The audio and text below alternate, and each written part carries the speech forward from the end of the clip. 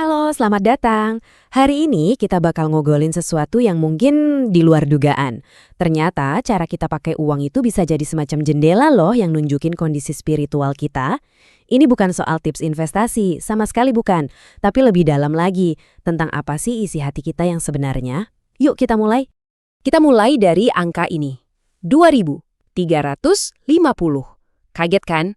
Nah, menurut sumber yang kita bahas, sebanyak itulah jumlah ayat di Alkitab yang ngomongin soal uang dan harta. Jadi ini bukan topik sampingan ya. Ini tema yang sentral banget, yang menunjukkan betapa pentingnya hal ini. Dan inilah intinya, diringkas dalam satu kalimat ini. Ayat ini ngasih tahu kita sesuatu yang radikal. Uang kita itu kayak kompas. Kemanapun uang kita mengalir, entah itu buat belanja, ditabung, atau disumbangin, disitulah hati dan prioritas kita yang sesungguhnya berada. Simple tapi dalam banget. Nah, ini yang membawa kita ke poin pertama kita. Menurut sudut pandang ini, laporan rekening bank Anda itu bisa jadi lebih dari sekedar deretan angka. Anggap aja itu cermin yang lagi memantulkan kondisi rohani Anda. Jadi, poin kuncinya begini. Cara kita ngelola kekayaan, mau itu banyak atau sedikit, itu benar-benar nunjukin loyalitas utama kita. Kita ini sebenarnya mengabdi ke siapa sih? Apakah kepada Tuhan atau kepada harta itu sendiri, yang oleh sumber ini disebut mamon, sebuah personifikasi dari kekayaan. Oke, sekarang kita masuk ke prinsip yang jadi fondasi dari seluruh konsep ini. Ini semua soal kepemilikan. Jadi, siapa sih sebetulnya yang punya? Nah, di sini kita ketemu kata kuncinya, penata layanan, atau dalam bahasa Inggrisnya stewardship. Coba perhatikan bedanya ya. Ini bukan tentang memiliki, tapi tentang mengelola sesuatu atas nama pemilik yang asli. Wah, ini mengubah segalanya tentang cara kita memandang harta kita. Dan ayat ini menegaskan siapa pemilik utamanya. Jadi prinsipnya begini, Tuhan itu punya segalanya, secara mutlak. Bumi, semua isinya, dan ya, bahkan rekening bank kita pun pada dasarnya adalah miliknya. Pergeseran cara berpikir ini fundamental banget loh. Begitu kita berhenti mikir ini uang saya, dan mulai melihatnya sebagai ini uang Tuhan yang dititipkan ke saya, tiba-tiba muncul rasa tanggung jawab yang beda banget. Kita jadi sadar untuk mengelola setiap rupiah dengan lebih bijak. Oke, kita lanjut lagi ya. Kita akan lihat gimana konsep ini membawa kita pada sebuah pilihan yang sangat penting. Sumber kita ini menyajikan sebuah konflik utama, pilihan antara dua tuan. Di sini kita bisa lihat perbandingannya. Di satu sisi ada Tuhan, yang menurut sumber ini menawarkan keamanan yang sejati dan abadi. Nah, di sisi lain, ada mamon atau kekayaan yang digambarkan sebagai saingan utama untuk hati kita, yang cuma bisa menawarkan harapan yang rapuh dan sementara. Kutipan ini bikin pilihannya jadi makin jelas ya. Menurut narasi ini, nggak ada area abu-abu. Kesetiaan itu nggak bisa dibagi dua.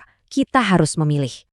Oke, teorinya kita udah dapat. Sekarang kita pindah dari apa ke bagaimana. Gimana caranya kita menerjemahkan prinsip-prinsip ini jadi tindakan dan sikap yang nyata dalam hidup sehari-hari. Jadi, praktiknya seperti apa? Sumber ini menjabarkan 5 sikap hati yang penting banget. Ini bukan cuma soal ngasih cek loh, tapi soal membangun rasa cukup, bukan iri hati, soal jadi orang yang jujur dan bisa dipercaya dalam hal kecil sekalipun. Dan yang terpenting, memberi itu harus dari hati yang gembira, bukan karena terpaksa. Lalu, kepada siapa kita memberi?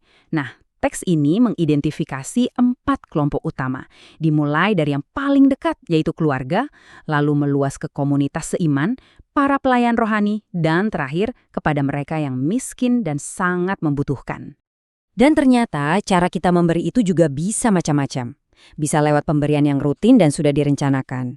Bisa juga spontan, sebagai respons saat kita lihat ada kebutuhan mendesak. Kadang kita memberi dari kelimpahan kita, tapi ada kalanya juga pemberian itu bentuknya sebuah pengorbanan yang nyata. Oke, kita sampai di bagian akhir.